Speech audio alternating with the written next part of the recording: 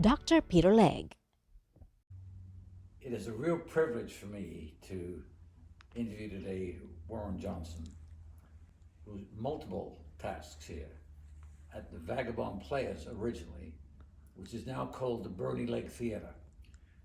And what's so moving about that for me is that Bernie Legge was my father. And they named this theatre after him. Mm. And so it's a privilege for me to be here, to have a chat with you and talk about your dreams and wishes for where this theatre has come over the years. Mm-hmm. About 100 years this building has been here. Quite amazing. And so tell us about your story and how you got involved with the Vagabond Players. Well, that's to say, go back to the 80s. I was looking for things to do. I was working at Douglas College, and I was just so I thought, well, a friend of mine was working at Burnaby Village Museum, and he said, oh, they're looking for people to do the vaudeville show. So I thought, oh, okay, I'll go and do that. So I went down and auditioned and got a part and did that for a couple of years. And one of the years, I met an actor called Jack Leaf. And he said, oh, why don't you come down to Vagabonds? And I thought, oh, all right, sure. And I saw there was an audition for a part in The Crucible. And it was, I thought, oh, okay. So I read the play, came down to the auditions and auditioned. And then the director phoned me up and said, oh, would you like to accept the part of Hopkins? And I said, oh, okay, sure. Sounds good. So I went and looked over the script again, and I thought, well, I can't find Hopkins. There doesn't seem to be Hopkins. And he had one line. And the one line was, the deputy governor has arrived. And I'll never forget that. And that was the line. That was the line. And I thought, you know what, why not? So as the show progressed, some people dropped out, and I ended up sort of moving up to 18 lines. So I eventually became Francis Nurse. And that was kind of fun. And then shortly after that, I auditioned for Chapter 2 and ended up with one of the major parts. And that was intense. We rehearsed for 4 weeks. Usually a lot of directors like at least 10 or 8, something like that, but we did it in 4. And that took a lot. That was a lot. So you have to memorize the lines. Oh yeah. As well as the movements on stage. Everything. Yeah. And the interaction with the other actors and actresses. So taking 4 weeks, that was quite an undertaking. Wow. And so anyway, we did it. We pulled it off. It was a really good show.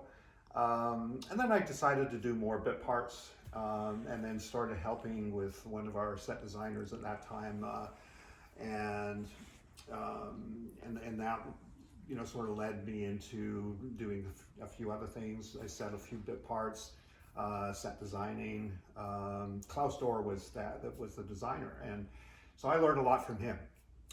He was amazing, and a builder, like quite a builder. Like he would almost single-handedly build the sets by himself. But we helped him out, and another one of my friends, and so that sort of led into, and then I got involved in child and youth care, and then eventually teaching, and so that took a lot of my time. So I kind of drifted off, and then then a number of years later, I drifted back. So about 10 years ago when I retired, and got involved again with designing and backstage and other things, and then was voted president of the club. So wow, terrific. Yeah. What are some of the highlights over the, let's say, 100 years this theatre has been here? Highlights. Well, doing musicals for Hayak Festival was, I remember back in the 80s. And a variety of different actors have crossed the stage. Bruno Gerussi was one, apparently. Okay, sure. Raymond Burr. Yeah. Yeah. So Raymond played a part. I believe so. Yeah. Wow. Yeah. Wow. And and a lot of Ed Harrington and a number of big names sort of in Westminster Theatre. So that's because we're one of the longest running community theaters in Lower Mainland, if not British Columbia. And so So I think those are the big highlights. It said, you know, major construction, major work on the basement, and you know, getting it more in line with other theaters and having a functioning scene shop. Because I remember when we did Chapter 2, we were building stuff out on the lawn, we were building things on the stage. I once was, we did a 36-hour weekend this one time. And I had the pleasure of sleeping underneath a saw while people were still working. Wow. And when I woke up, I had to brush all the saw. And the saw was going. Oh yeah. Well, the saw was going, and I was so tired. You just went out to sleep. I just laid down and went off to sleep. And and I've directed a Christmas show here, and a couple of one acts for our summer festivals. So we've done, you know, we'd like to do things, challenging things, you know, that there have been a number of plays that have challenged actors as well as directors and builders and so on. And, you know, some of the big highlights were HMS Pinafore for me.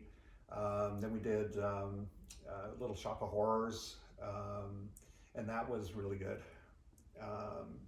And a lot of people worked on that. That was a big show. Did you ever do any plays with my father? I didn't. It kind of came later. He was more, I think, doing more just a behind the scenes involvement. So no, I didn't have that pleasure. It would have been fun, but. Did you get to know him well over the years that he was here? I got to know him, but as I said, I kind of drifted away. And so I didn't really continue contact after that. But as I said, I have a friend whose father, you know, Bill Dingle, remembered him quite. So how long have you been president? Just this year. This year. Yeah. Good experience for you? Yeah. It's been fun. Valerie Lawler was the past president. Mm-hmm. And she's been a president for a few years. And they really, you know, she was, again, you know, filling her shoes has been, a little challenging at times, but well, especially with it, because coming back after COVID, you know, that was a difficult transition. We weren't sure how many people were going to come back. We didn't know sure how many people were going to want to volunteer, how many were comfortable coming and doing, you know, things here.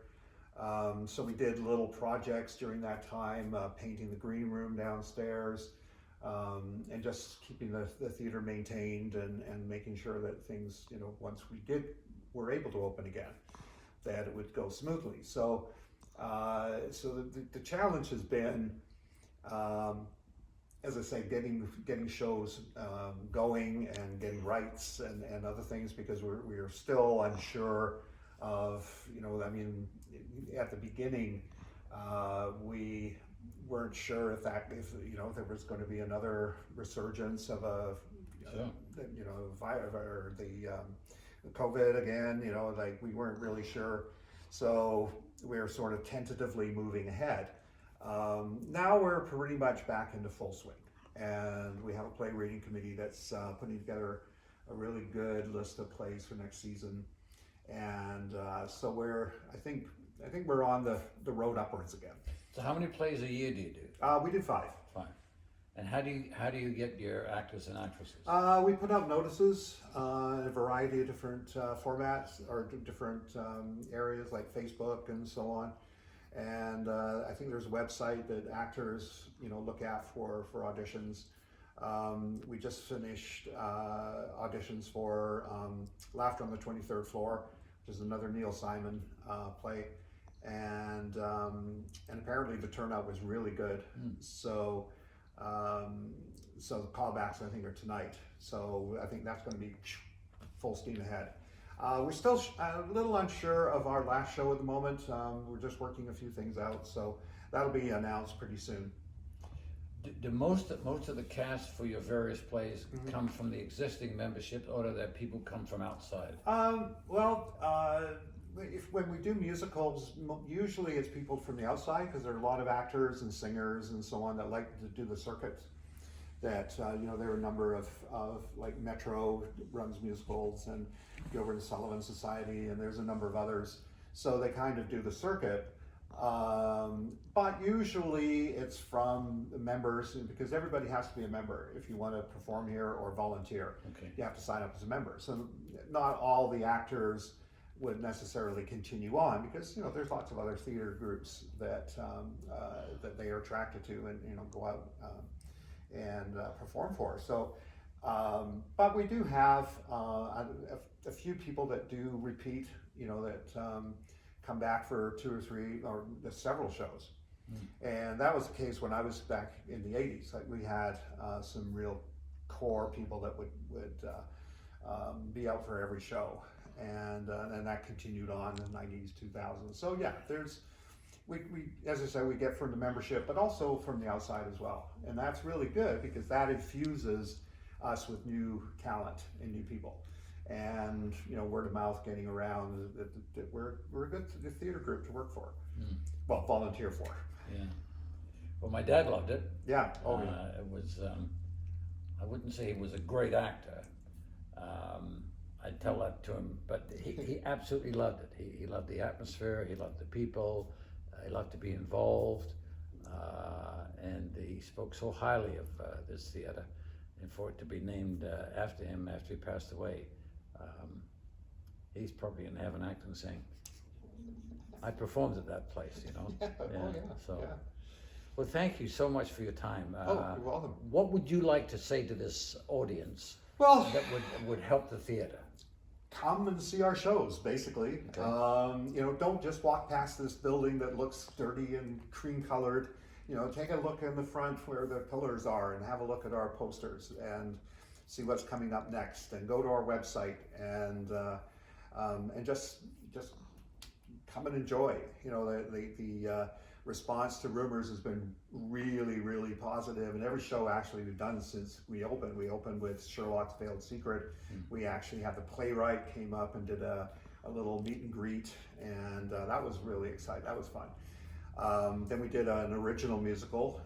Lauren Truzak did Confessions of a Grocery Clerk, and that was kind of a little departure from our Christmas theme, but it worked really well, because I think sometimes people, especially with Christmas, there's lots of pantomimes around, there's lots of people doing Christmas shows, and I think for some people, I'd like to go and see something a little different.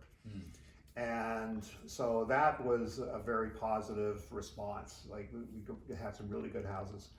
And now we're doing Rumors, and followed by Laughter on the 23rd. In closing, what are the 2 or 3 most important needs of this theater? Front of house volunteers. And how do they do that? Do they just... Yep, go to our website. Yep. And look at our volunteer portal, and our email portal, and just go to inquiries and say, I want to volunteer. Come and see a show.